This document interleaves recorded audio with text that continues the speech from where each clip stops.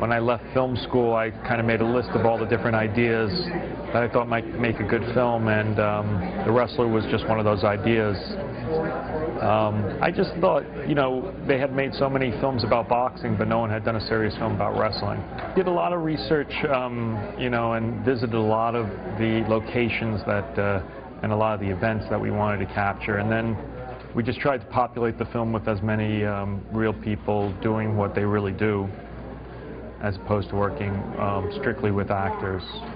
And it was interesting because the wrestlers were, because they're so familiar with performance, they were really tremendous actors, and it was a lot of fun to collaborate with them. I'm a big fan of Mickey Rourke for a very long time.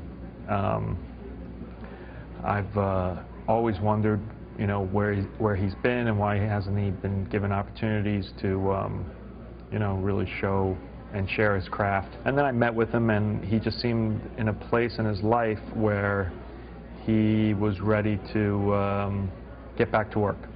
He's a very challenging actor in the sense that, you know, he wants to know his motivation, and he wants to, you know, really be a major contributor. And you know, what a lot of his ideas were great, and but there were times when we disagreed, and you know, we had long discussions about it, and eventually arrived at you know, I mean, even now he's definitely got a lot of opinions, because I think Mickey, you know, thinks a lot as a filmmaker. Earpiece we had a big argument about. You know, I didn't want it because I felt it was you know, that he had enough going on, but Mickey was very insistent about it, and we had a real heart-to-heart about it, and I kind of just trusted him. And then once I trusted him, I tried to, you know, he was like, look, you know, you're going to have to work with me and figure out how we use it. So I came up with the idea that he takes it off whenever he enters the wrestling places, and then he puts it on whenever he leaves.